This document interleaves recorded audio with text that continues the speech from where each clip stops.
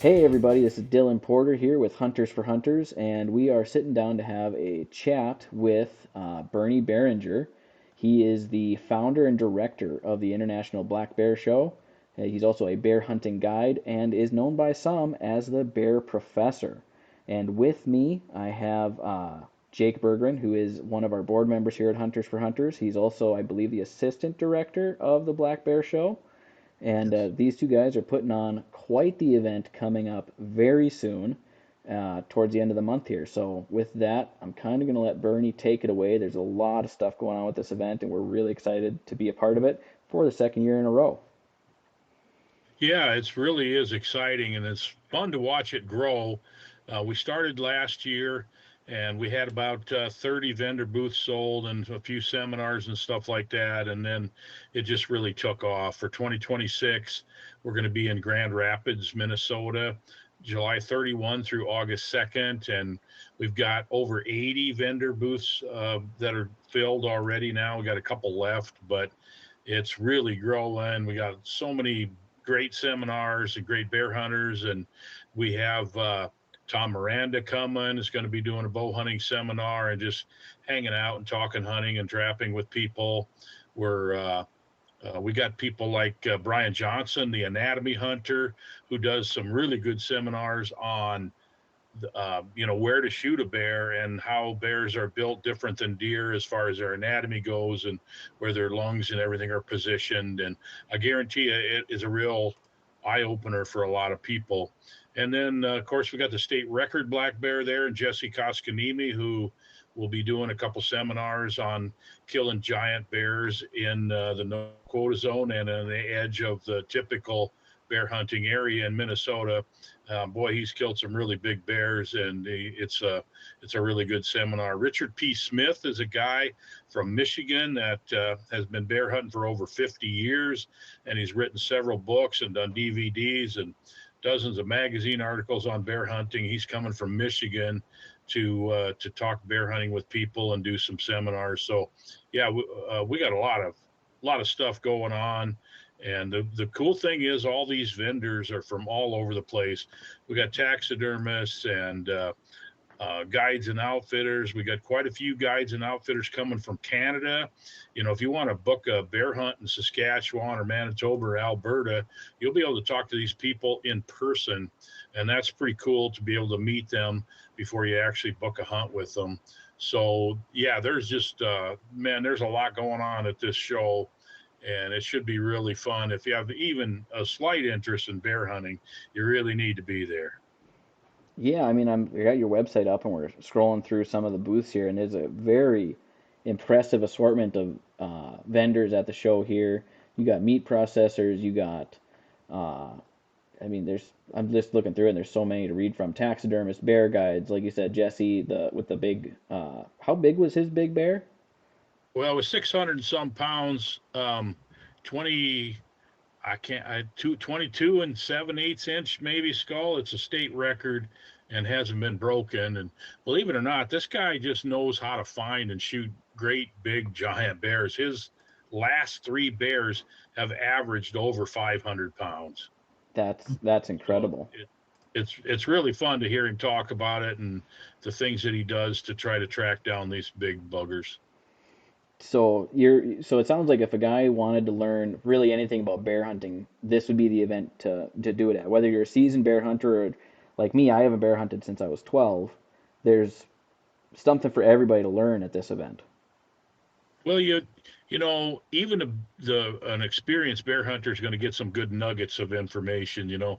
If you're just new, maybe you just drew a tag and haven't really bear hunted very much, boy, you're just going to get filled with tons of information at these seminars from beginning to end about baiting strategies and where to find the best bear bait locations, where to put your baits, where you can get those bears to come in during the daylight. There's just a ton of information, and man, there's more information available to be successful bear hunting than there ever has been in the past. Well, that's just awesome to hear because I know, like I said, I haven't bear hunted since I was 12, and part of that is whenever we've done bear baits, most of the time by third day of season, the bears disappear, and we hunt in a no quota zone. Uh, like I said a little bit earlier, we can have up to 19 bears showing up on camera in a no quota zone, but 3 days into season they disappear. So it sounds like you guys, with all the knowledge at this event, there's going to be strategies for how to kind of get around some of that, or what you can do to at least make it a little bit easier to get your bears when they're not cooperating. Yeah, I absolutely. Some of it is the issue with natural foods. That's kind of the curse of bear hunters everywhere that bait. But then the other part of it is, man, the question I get asked more than any other is, I got these bears that come in the dark. How do I get these bears to come in there in the daylight? And people are kind of shocked when I tell them it's probably your location. It's probably something about where your bait is found that they don't like it.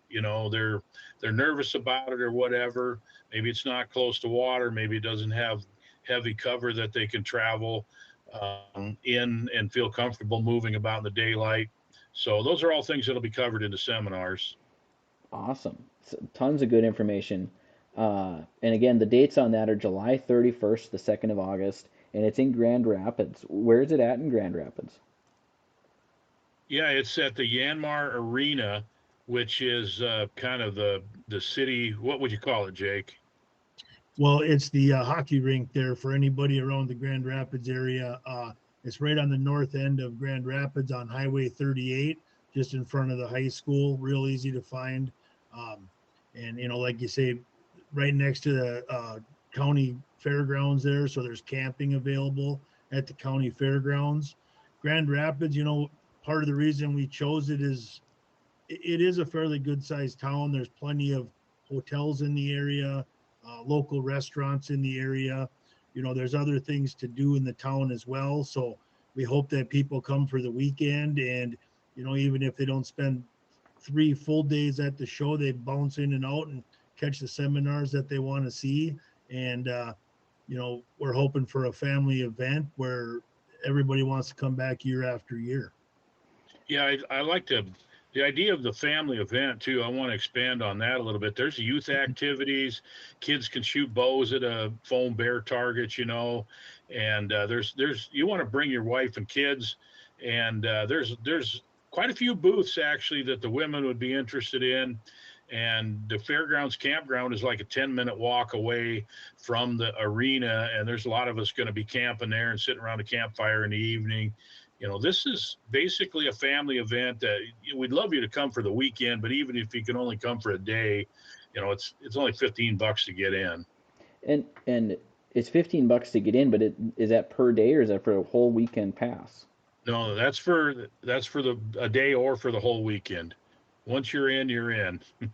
That's a great way to do it. So if you want to come see something on Friday and then you can't make it back till Sunday, you can pay $15. You're good to get in Friday, Saturday, and Sunday. Which Yeah. again, Right. that's an awesome way to do it. Uh, And don't forget there too, the kids under 13 are free. oh So Right. wow, we want to see people bringing their kids. We want to introduce the youth into the sport, and we want them to come and have a good time and have fun. And we're not looking to overcharge a family. good, good. Uh, just looking over my notes here because we discussed a lot of stuff before, and want to make sure we touch on everything because there's just so much information about this event and what's going on there. But you got vendors that are bringing in. One vendor in particular, it sounds like, is bringing in about 2 semi loads of bear bait for sale. Yeah, he's hoping that people bring their pickups and trailers and stock up on bear bait while they're there. And there's also like all the sprays and your equipment, everything you need for bear hunting is there.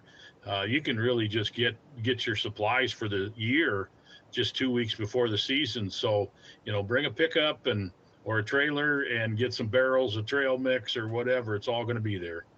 That's that's an awesome way to do it. So if you're the type of guy that doesn't necessarily want to store, a barrel of frosting or whatever in your garage all year, you can come pick it up at this event 2 weeks prior to bear bait season, and you're ready to lock and load and get yourself a couple of bear coming into your baits. Absolutely. That's awesome. And so you guys got different outfitters coming in. You got local outfitters, and did you say you have some outfitters coming in from Canada as well? Yeah, that's pretty exciting for me because that's why I named it the International Black Bear Show, as I really wanted people to come from all over North America. And we do have quite a few outfitters from as far away as Alberta this year. And there's also Saskatchewan and Manitoba. I think there's one or two from Ontario.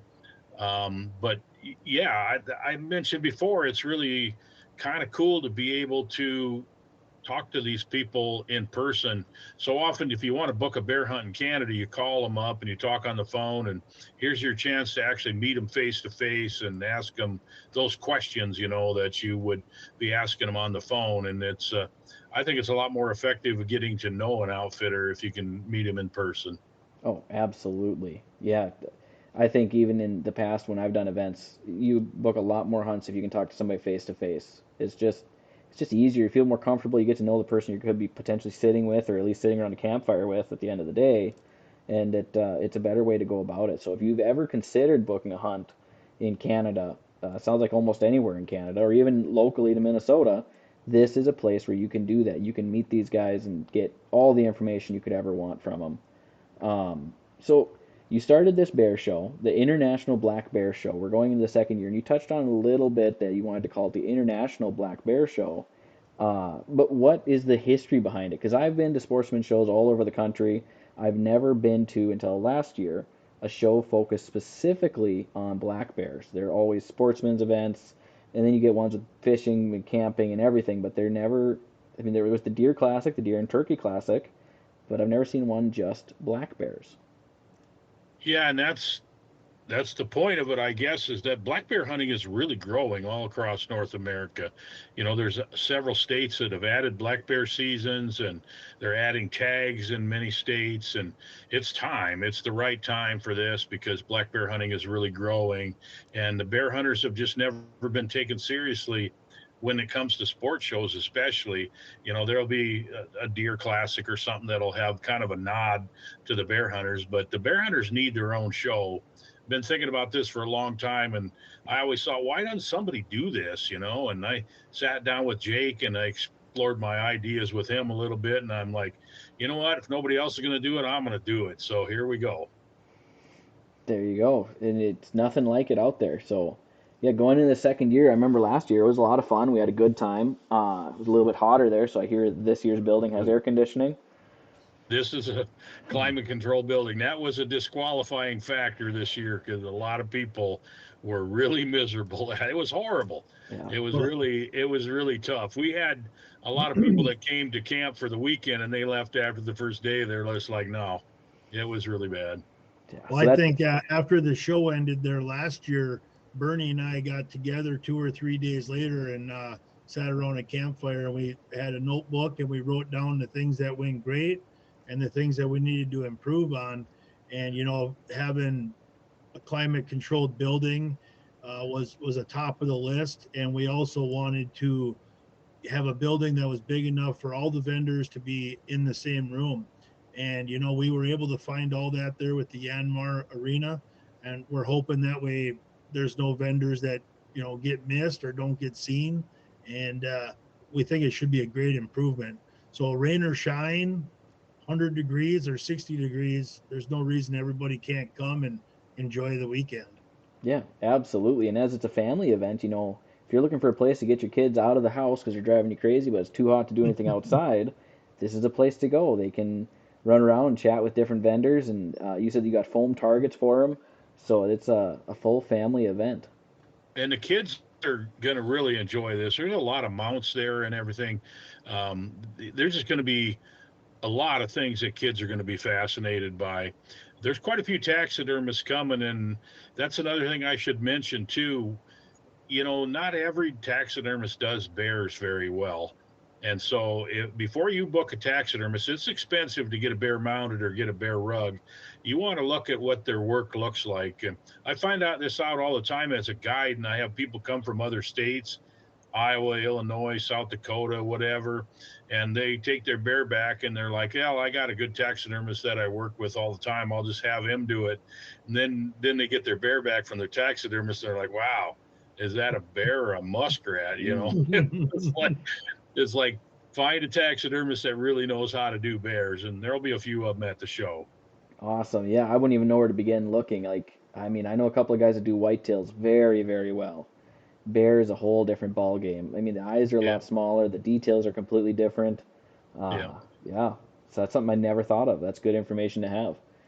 Uh, Anything else about the bear show? Otherwise, if you guys want, we can move on to a couple of different topics. Anything else you guys want to mention? Otherwise, I'll mention something else. I just want to mention that they can check it out at blackbearshow.com, and all the details, the seminar schedule and everything is on there. And we just really love to have people come and check it out. It's inexpensive. It's a great way to spend a day or the weekend. And like I said, if you have even a passing interest in bear hunting, you will really be glad you were there. Yeah, absolutely. It'll be a good time. I'm excited to go for the second year for us. Hunters for Hunters will have a booth there. I'll be there. Jake will be there, but Jake, he is the assistant director of the Bear Show, so he'll be a little bit busy with other stuff. We will have several of our board members there and our volunteers. And Hunters for Hunters will also be doing a seminar for Saturday at 5, I think, is where we're at on the schedule. I believe Uh, so. and we'll Yeah. hopefully be touching on the status of the wolf delistment, how that can affect bear hunting, because there is a few ways that wolves have been negatively impacting bear hunting in Minnesota as well. We can talk about that too. Yeah. Yeah, so there's a lot of things going on here in this state that need to be better, but we'll be excited to be there. And we'll talk a little bit more about something else the Hunters for Hunters is doing towards the end of this podcast. So, in addition to Hunters for Hunters being there, it sounds like there's going to be several other nonprofit type organizations or sportsmen's clubs. The Minnesota Bear Guides Association is going to be there. And Jake, you mentioned pre-recording that there's a few other nonprofits or organizations that are going to attend this event. And can you name a couple of the other ones there that I think I missed?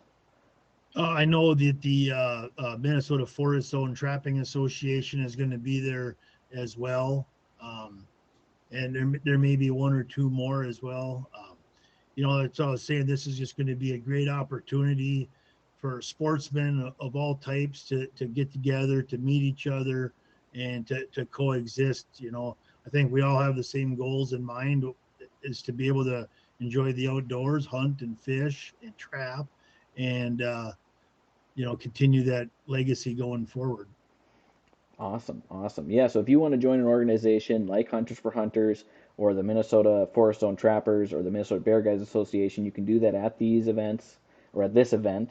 Uh, like I said earlier, we're really excited to be going to the International Black Bear Show for the second year in a row. It's going to be a great time, a great family event, a great atmosphere, and there's going to be all sorts of stuff to learn.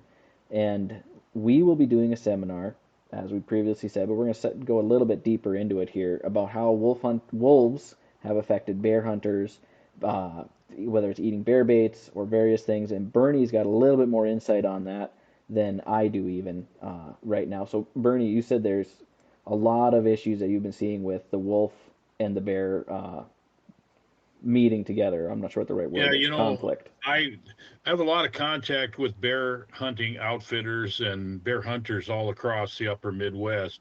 And in the states where the wolf population seems high, like Minnesota, Wisconsin, and Michigan, there's more interaction.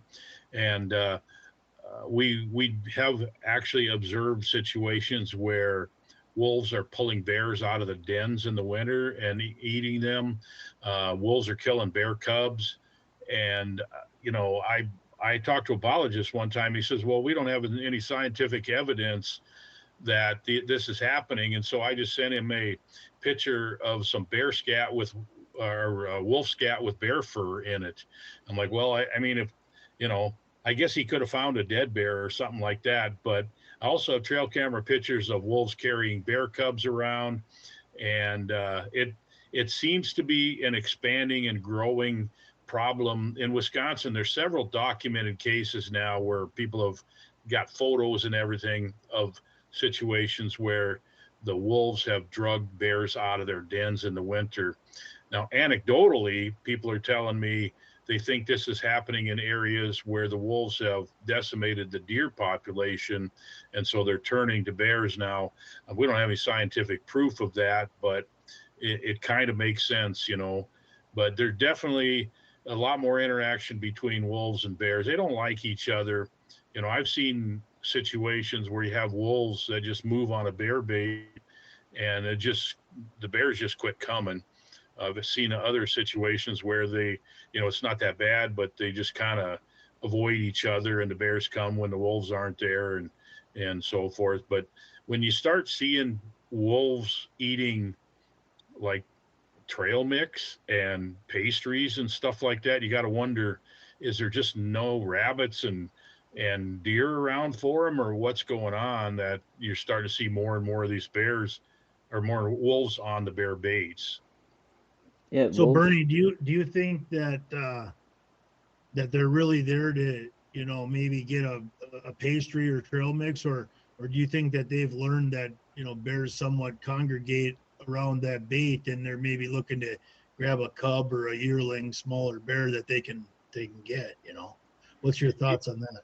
Yeah, I kind of don't. I just don't know. I guess in the spring when the cubs are really small, that's when the wolves can get them pretty easy. If they can find them out where they can't get up a tree, boy, the wolves are on them right now.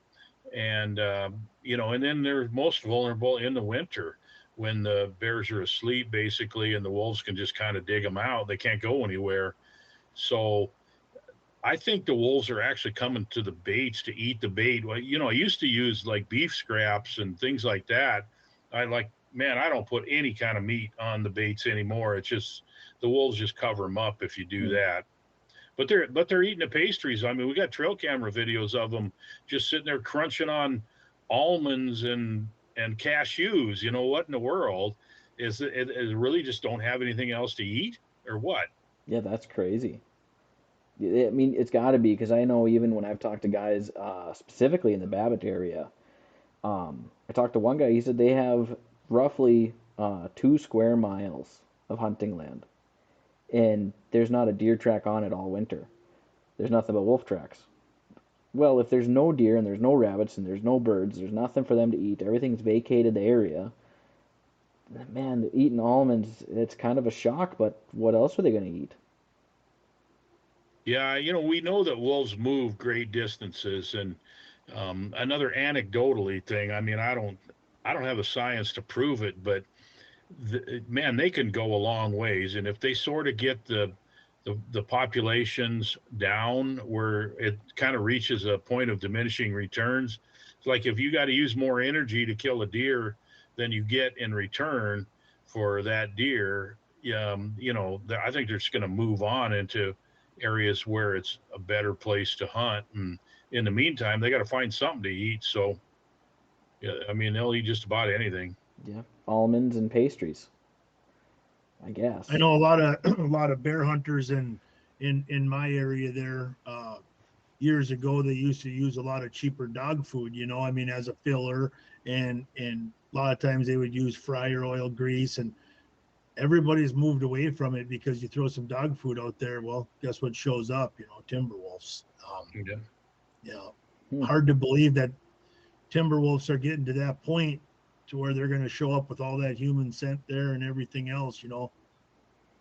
Well, and that just goes to something that Hunters for Hunters has been yelling from the rooftops since we were founded that decrease in deer, sure, it makes it harder for people to hunt, but it makes the wolves hungrier, makes them less afraid, makes them more likely to interact with humans and human scent, which we've seen in the Isle Royale.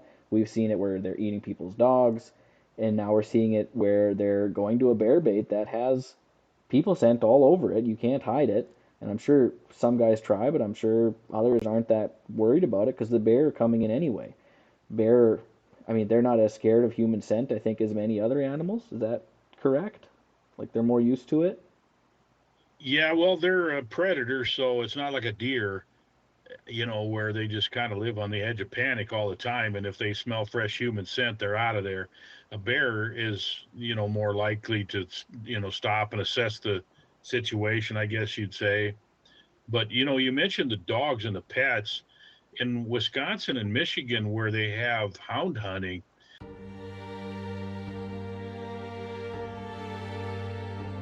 man, the hound hunters organizations are really frustrated because they're turning their dogs loose and sometimes they just don't come back. Hmm. You go follow up the GPS trail and there's your dog. It's half eaten by a wolf, and you get a pack of wolves that catches one of these hounds are, I mean, they're $1,500 value, some of them, and not to mention the fact that they're a loved pet, and man, they're losing them like crazy. It's pretty frustrating for these hound hunters that chase bears with dogs. Or even the guys that chase coyotes. We did that for several years. We used to coyote hunt with hounds, and there's nothing like it. And the hounds were awesome, but we never lost one to wolves. But the guys we'd talk to, same type of thing. It's a calling card. When you turn your coon hounds loose, those wolves come in, and one or two wolves will take out your whole group of dogs, and then it's just done. You're done with the pastime. You're done cleaning up the predators in your area. You're just done because the wolves ate your pet. And yeah, it's a terrible thing what wolves are doing. And we've had comments, and I've never really addressed them, but I'm going to here. People say, well, okay, well, bears are breaking into people's tents at campgrounds too. Bears aren't afraid of people. Why is nobody yelling about the bears? Why are we complaining about the bears? I mean, if a guy's bear hound gets chewed up by a bear, nobody's going to say boo about it. The difference is we can manage bears. If you have a Right. nuisance bear, we have laws in place in Minnesota to handle a nuisance bear. We have a bear season. That's what this whole event is celebrating, is the fact that we can manage bears in Minnesota, and internationally we can harvest bear. We can't do anything to the timber wolf. We can't shoot them. We can't do anything. We have to yell at them and stomp and hope they run away, or you're a felon. So that's where that plays in, and why we're so shouting from the rooftops that wolves need to be managed, because we're not allowed to do anything. But we are allowed to bear hunt. So if you want to learn anything about bear hunting, like we've been talking, come to the Black Bear Show again. That is July 31st through the 2nd of August. We're coming right up on it. What time does this start on Friday? Starts at noon on Friday. Noon on Friday. So we'll put the link to the website in the description of the show. Anything else, guys? Did we cover everything there, or anything that we missed? Boy, I tell you what, just come on out and enjoy the show. It's really going to be fun, and there's just so many different angles, and there's just something for everyone. We'd love to have you. Yeah, I think Yeah, it'll be look a great forward to time. seeing you there. So Dylan, I know you mentioned that the Hunters for Hunters, yourself there, you're going to be putting on a seminar on Saturday afternoon. That's great. Uh, are you guys doing anything else at the show special, or what, what, Ye- what else you got going on there? Yeah, so we've been working on fundraising for a documentary where we're going to show the negative impacts of the timber wolf in Minnesota. And as you just heard, there's a lot of angles we can take this from. We can take it from deer hunting, from bear hunting, from cattle. So we want to do a hour-long feature documentary on the negative impacts that wolves have had in Minnesota and why they need to be managed. So we'll be fundraising there. We're planning on doing a couple of small raffles, maybe daily raffles, depending on how they go. So if that's something you want to support, come on by.